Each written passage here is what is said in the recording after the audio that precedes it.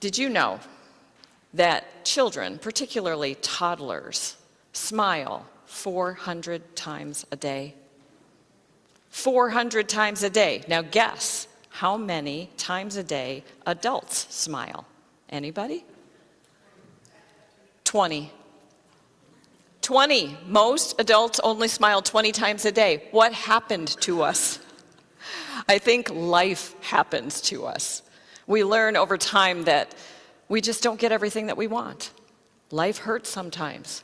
It's difficult, and yet we keep going. And I have to wonder why. Why do we keep going? Why do we keep coming here to worship and to serve and to do ministry and mission and to pray together and to take care of one another, especially when we're exhausted? Why do we keep doing that? Now, when I read our reading for today, I read it last Sunday, and I was intrigued by it because it sounded to me like a fairy tale. It sounded like a fantasy world. When I read about how there will be no weeping in this new earth, where no children will ever die, where nobody will die until they're at least 100, where everybody has a house and everybody has food and nobody takes advantage of anybody else, and even the animals lay down together and they love each other. What world is Isaiah living in? Because when I look out the window, that is not what I'm seeing. And I began to ask God, why is this picture in the Bible? Why is it here? Is it like a carrot on a stick that's supposed to get us to keep going? Because someday, maybe we're going to get to that place where it's not going to hurt anymore, where it's not going to be painful. And so I kept asking why. Why do we suffer? Why do we hit all of these road bumps in our lives and then we keep going and we keep trying? Why do we do that? And I turned to a book called Why Religion by Dr. Elaine Pagels, and I've mentioned her before. She's a biblical scholar that I follow. And I shared with you about 3 weeks ago her story about her son. She had a small child named Mark who had to have open heart surgery when he was only a year old. And she had friends and family who were praying for her, even strangers who were praying for their family, and Mark's surgery went well.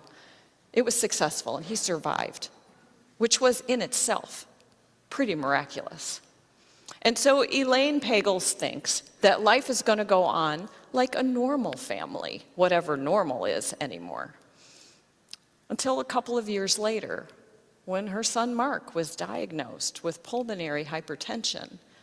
He was only like 3 years old, and that is a fatal and untreatable condition.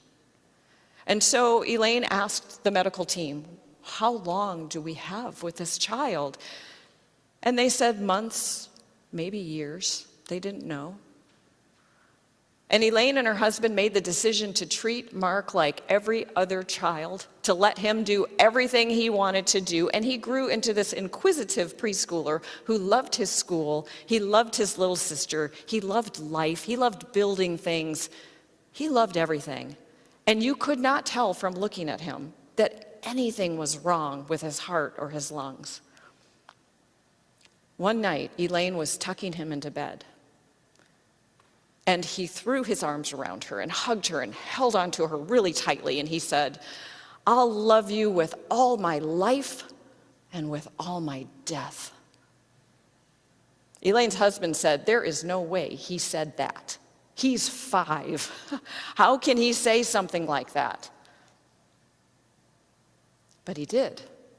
And the very next day, he died in his mother's arms. She said she felt his spirit leave his body. And later at the funeral, as she was standing at the back of the church with her husband and all of their family and friends, and she was holding their infant daughter, and Mark's small coffin was beside them, she had a vision. And her vision was of this huge net made of ropes that was wrapped around everybody in the place. And every one of those knots, she knew, represented a relationship of love that was holding them all together, holding them in this big divine embrace as they grieved and mourned for this child. And you can imagine afterward, Elaine has all kinds of questions. Why, God?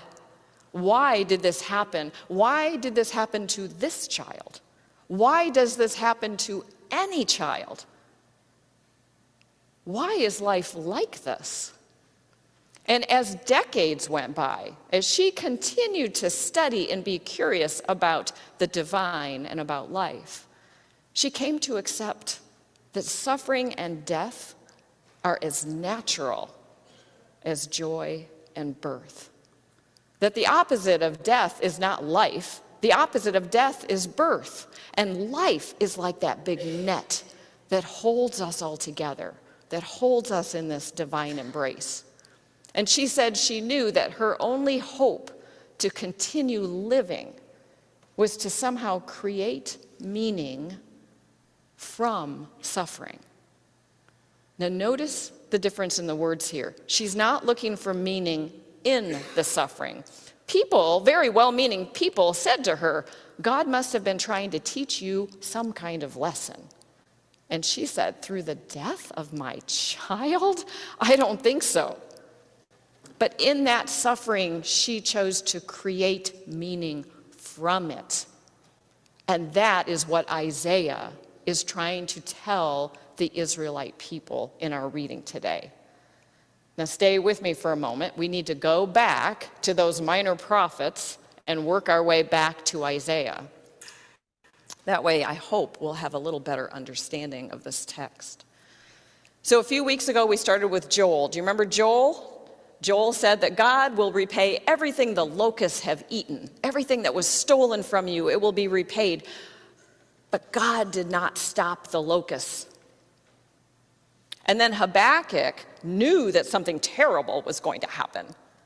But God did not stop the terrible thing. Instead, Habakkuk asked questions and said, I'm going to station myself on this rampart. I'm going to watch for God's answer, and I'm going to wait. And in that time, he built faith. And then Haggai, he saw the Israelites coming back to Jerusalem, to this demolished city. And Haggai said, take some time and rebuild the temple, because we need to rebuild the space for our spiritual practices. We need to rebuild not just our churches, our communities, but our nation, our culture, and our spiritual life. We need to rebuild all of that to hold space for it. And then today, Isaiah tells us why. Why should we keep going? Why should we build that temple? Why do we keep trying? What is it that keeps us moving forward, especially when we don't see any kind of progress at all?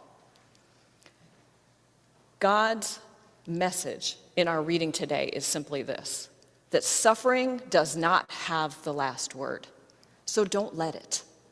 Suffering does not have the last word, because God is creating a new heavens and a new earth, and inviting all of us to partner with God to create that new space. And it springs up here and there in different people and in different places all the time. Now, when God says that God will create this new heavens and a new earth, if that sounds a little bit familiar to you, it's because it's in your Bible in two places. It's at the very end of Revelation, and it's also here in Isaiah. And those two places look very different. Now, I want to start with Revelation, the new heaven and the new earth, because my own statistic that I'm making up on the spot is that 99% of the people who read Revelation read it wrong and misunderstand it. I don't know if that's true, but I'm betting 99% of people don't read Revelation correctly. At the end of Revelation, if you read it literally, which you shouldn't, it says that God is going to destroy the earth, completely destroy it, and create a brand new heaven and a brand new earth that will only get to be enjoyed by a specific number of people. Just a handful of people who managed to believe the right thing, who were lucky enough to be born into a place where they could hear the message of this correct doctrine and actually earn a place in this new earth. A number of people who are going to be raptured or rescued from the earth before it's destroyed. Those are the lucky chosen few who get to enjoy this new earth. That's what people read in Revelation. That is not what Isaiah is saying in our reading today. Isaiah is saying, God's not going to destroy the earth. God is going to renew it. God is going to go back to Genesis when God said, it is very good. We're going to go back to that time. And it's going to be for everybody. Everybody gets to be part of this new earth, this new creation that God is creating.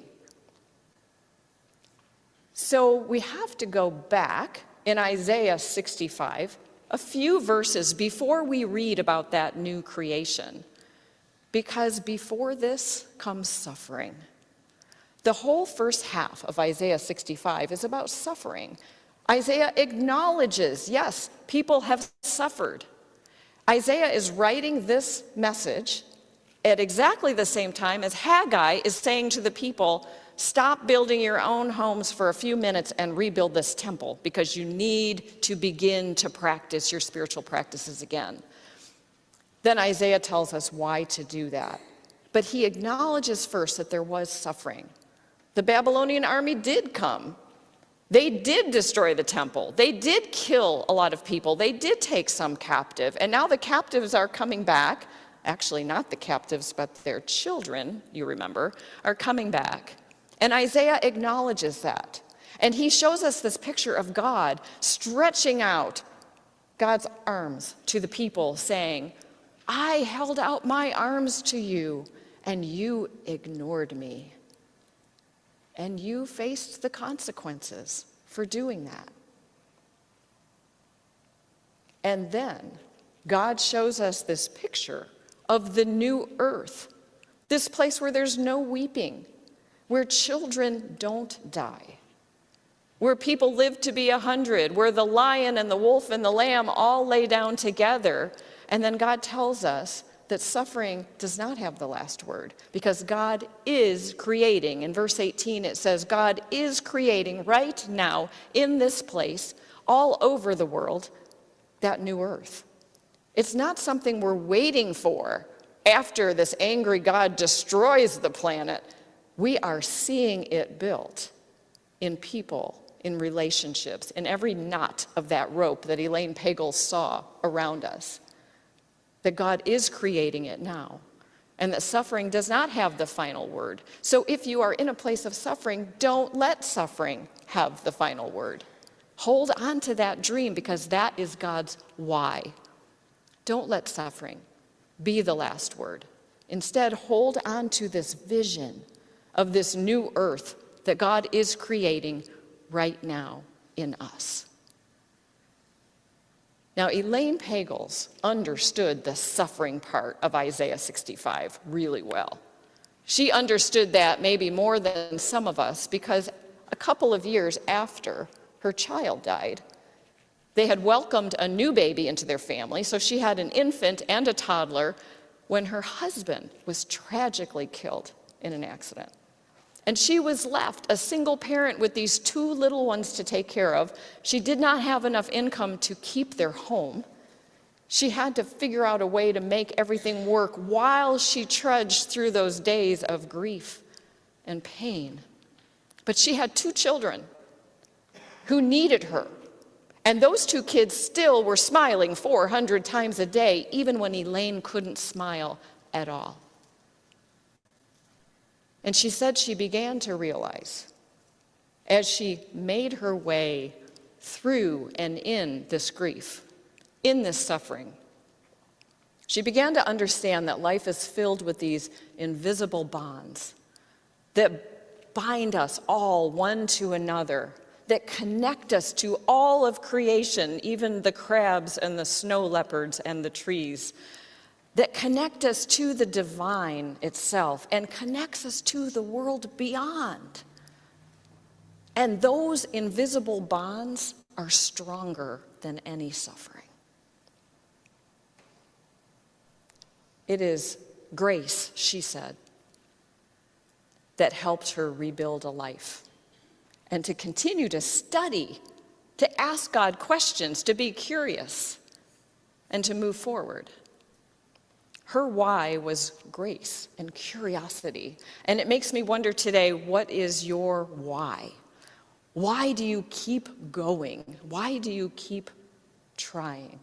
Why do you keep worshiping and singing and praising and serving and doing all the things that you do, even in the midst of suffering? Maybe even because of suffering.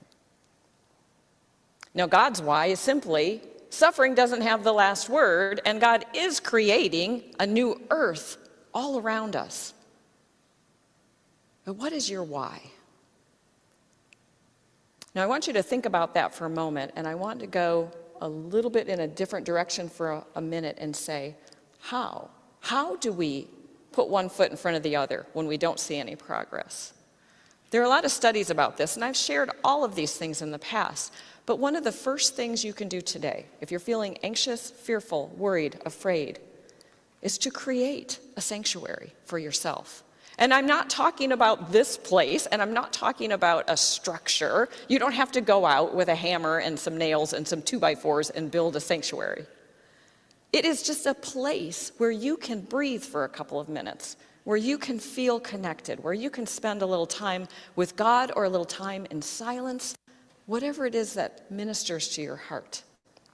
Susanna Wesley, the mother of John and Charles Wesley, raised 10 children almost entirely on her own. And when she needed sanctuary, she would sit on a chair and take her apron and flip it over her head. And her children knew if Susanna Wesley was sitting there with her apron on her head, it meant that Mom is praying and we don't disturb her.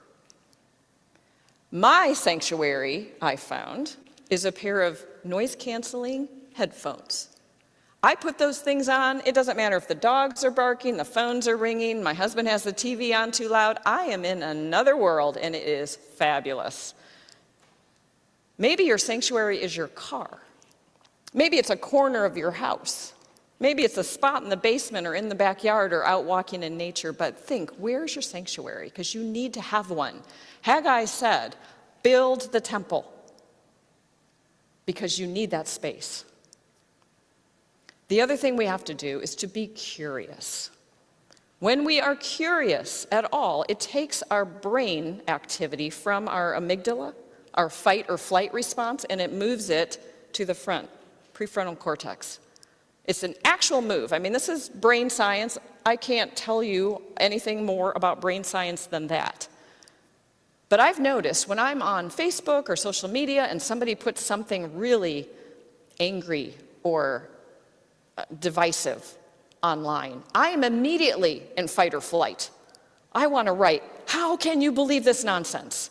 Or I want to click, unfriend, I'm done with you. Fight or flight. Now, some of us are more like possums and fainting goats. You just fall over and you wait for the whatever it is to go past you, and then you can get up again. But most of us either fight or we flee. If we stop to ask questions and be curious, we won't do that. We will stay in our right mind, and we will be able to engage with love and compassion without fighting or freezing or running. So curiosity, and we see that with Habakkuk, who asked God, when are you going to answer me? I need some answers. I don't know what to do. I'm going to station myself, and I'm not going to stop until I get an answer. That's what it looks like. And then finally, create. If we can create something, we can keep our hearts and our minds in a better place, even in the midst of suffering. Now, when I've said this in the past, people have come to me after church and said, I can't create anything. I don't know how to paint or sculpt or draw or any of those things. I can't compose music. Can you cook a meal? That's creating. Can you put together a bookcase? That's creating. Can you build a block tower for a 2-year-old? That's being creative. That's creating. And that child will probably teach you how to smile if that's what you decide to do. So it's not hard. Find a sanctuary.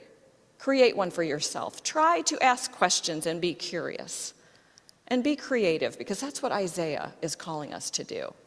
To join with God in this creative process so that suffering doesn't win, so that our anxiety doesn't have the whole day. We feel it, we acknowledge it, and then we do something different. We create our sanctuary. We ask some questions, and maybe that's why Isaiah, the first Isaiah, said, "A little child will lead them." Maybe we need to remember how to smile. So today I want to leave you with a question, and that question is, what is your why? It may change over time, but today, why are you here? Why are you worshiping? Why do you come back to this place? Why do you praise? Why do you keep putting one foot in front of the other? When you can't tell anything different when you look at the news or read the newspaper or check on your phone, the world looks worse and worse and worse. So why do you keep going? Take a moment and think about that now. What is your why?